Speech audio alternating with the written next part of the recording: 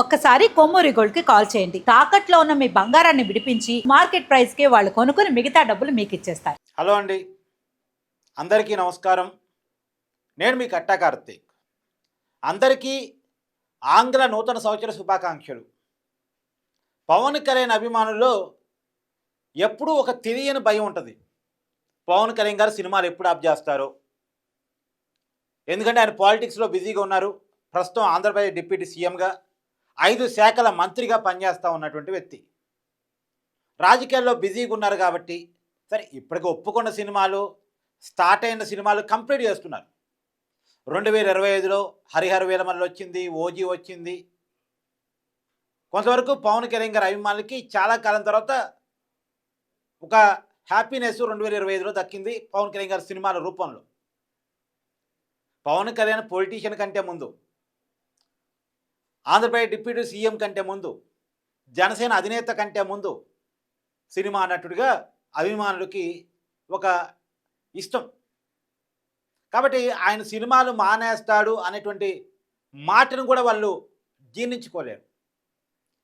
పవన్ కళ్యాణ్ గారికి అభిమానులు సినిమాల ద్వారానే అయ్యారు కాబట్టి మేజర్గా సినిమాలు మానేస్తున్నారు, సినిమాలు ఆఫ్ చేస్తున్నారు అనేటువంటి మాటని వాళ్ళు ఏమాత్రం ఇష్టపడరు. గతంలో పవన్ కళ్యాణ్ గారు సినిమాలు ఇక ఆఫ్ చేస్తానన్నప్పుడు చాలామంది బాధపడ్డారు. కానీ సినిమాలు కొంత కంటిన్యూ అవుతున్నాయి. గతంలో ఒప్పుకున్న సినిమాలన్నీ కూడా కంటిన్యూ చేస్తూ ఉన్నారు. ఇప్పుడు ఉస్తాద్ భగత్ సింగ్ 2026లో రాబోతూ ఉంది. మార్చి ఏప్రిల్లో ఆ సినిమా ఆడియన్స్ ముందుకు రాబోతూ ఉంది. సో ఈ సమ్మర్కి పవన్ కళ్యాణ్ ఫ్యాన్స్కి పండగే. తర్వాత వాట్ నెక్స్ట్? ఒప్పుకున్న ప్రాజెక్టు కంప్లీట్ చేసిన తర్వాత ఏంటి? సినిమాలు కంటిన్యూ చేస్తారంటే న్యూ ఇయర్ రోజు ఒక బంపర్ ఆఫరు, ఒక రకంగా మంచి న్యూస్ పవన్ కళ్యాణ్ అభిమానులకి. గతంలో ఆగిపోయింది, ఇప్పుడు కొత్త నిర్మాణ సంస్థతోటి సినిమాను తీయబోతూ ఉన్నారు. సో సురేందర్ రెడ్డి, పవన్ కళ్యాణ్ కాంబినేషన్లో మరొక సినిమా ఉస్తాద్ భగత్ సింగ్ తర్వాత రాబోతూ ఉంది. సో పవన్ కళ్యాణ్ గారి అభిమానులకు ఒక మంచి న్యూస్ ఇది. ఉస్తాద్ భగత్ సింగ్తో పవన్ కళ్యాణ్ గారి సినిమాలు ఆగిపోవటం లేదు.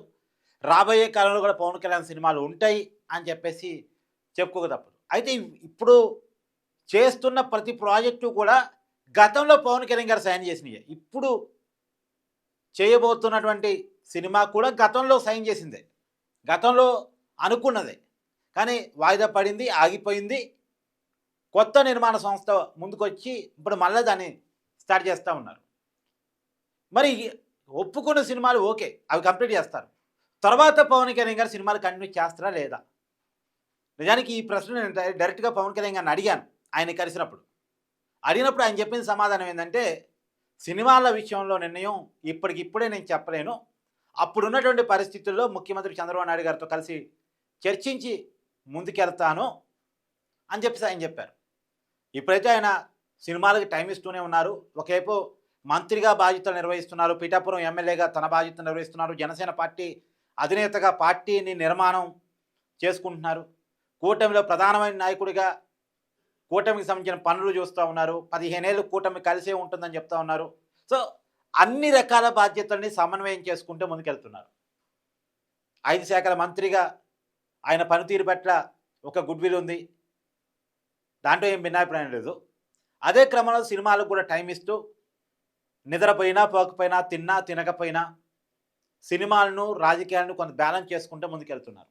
ఎందుకంటే ఆయన పవన్ కళ్యాణ్ గారు చెప్తూ ఉంటారు, నా ఆదాయం సినిమాలే, నేను ఎక్కడ రూపాయి తింటానికి రూపాయి సంపాదించుకోవడానికి రాజకీయాల్లోకి రాలేదు, పైగా సినిమాల ద్వారా వచ్చే ఆదాయాన్ని ప్రజల కోసం ఖర్చు పెట్టడానికి సిద్ధంగానే ఉంటాను అని ఎప్పుడు చెప్తూ ఉంటారు. నిజంగా కూడా